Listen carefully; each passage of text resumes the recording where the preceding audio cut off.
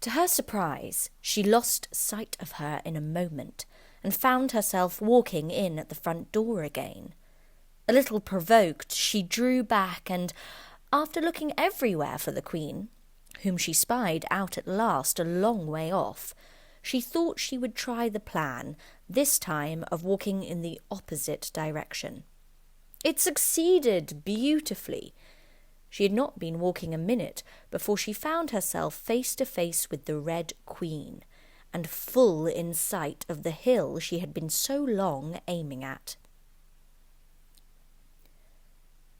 "Where do you come from?" said the Red Queen. "And where are you going? Look up, speak nicely, and don't twiddle your fingers all the time."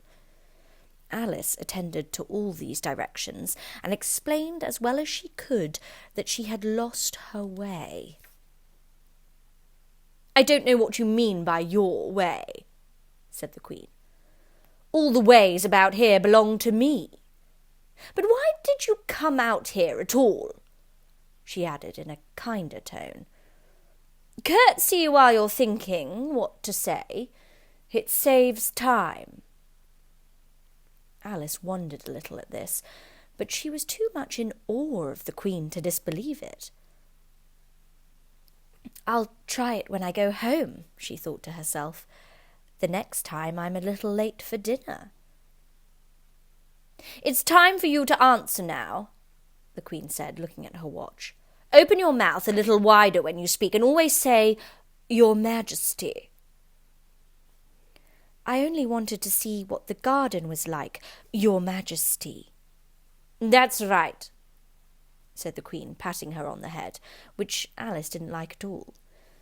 "Though when you say garden, I've seen gardens compared with which this would be a wilderness."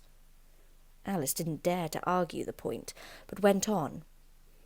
"And I thought I'd try and find my way to the top of that hill."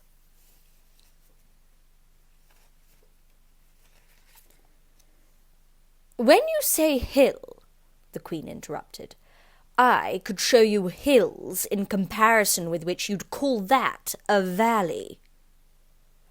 "No, I shouldn't," said Alice, surprised into contradicting her at last. "A hill can't be a valley, you know. That would be nonsense."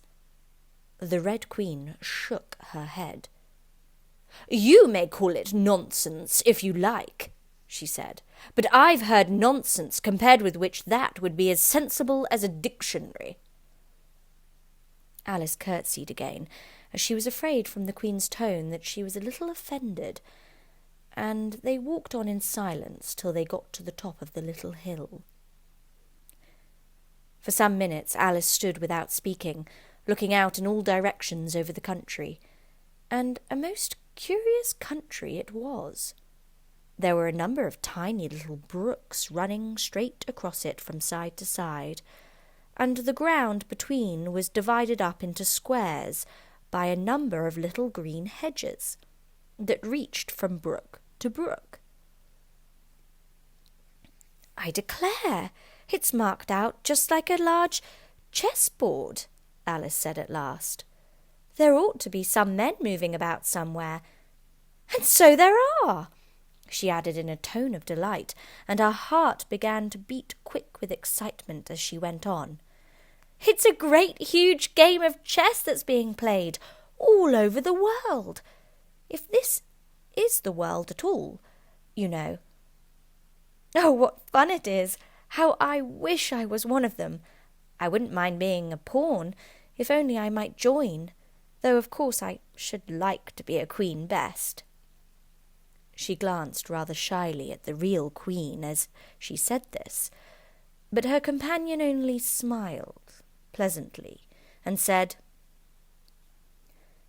"That's easily managed. You can be the White Queen's pawn, if you like, as Lily's too young to play, and you're in the second square to begin with.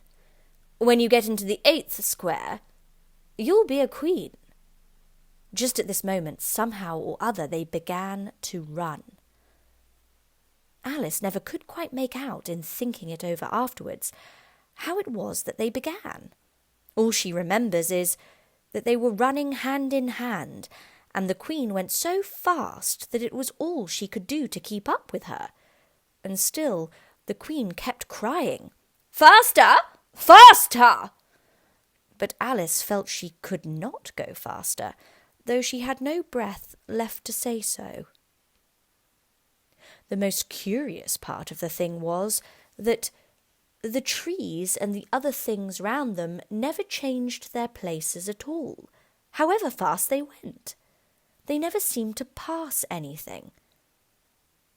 "I wonder if all the things move along with us," thought poor puzzled Alice. And the Queen seemed to guess her thoughts, for she cried, "Faster! Don't try to talk!" Not that Alice had any idea of doing that. She felt as if she would never be able to talk again. She was getting so much out of breath.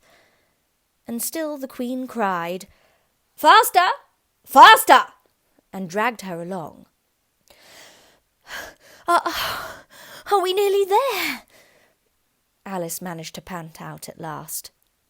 "Nearly there?" the Queen repeated. "Why, we passed it 10 minutes ago. Faster!" And they ran on for some time in silence, with the wind whistling in Alice's ears, and almost blowing her hair off her head, she fancied. Now, cried the Queen. "Faster, faster!" And they went so fast that at last they seemed to skim through the air, hardly touching the ground with their feet, till suddenly, just as Alice was getting quite exhausted, they stopped, and she found herself sitting on the ground, breathless and giddy. To her surprise, she lost sight of her in a moment, and found herself walking in at the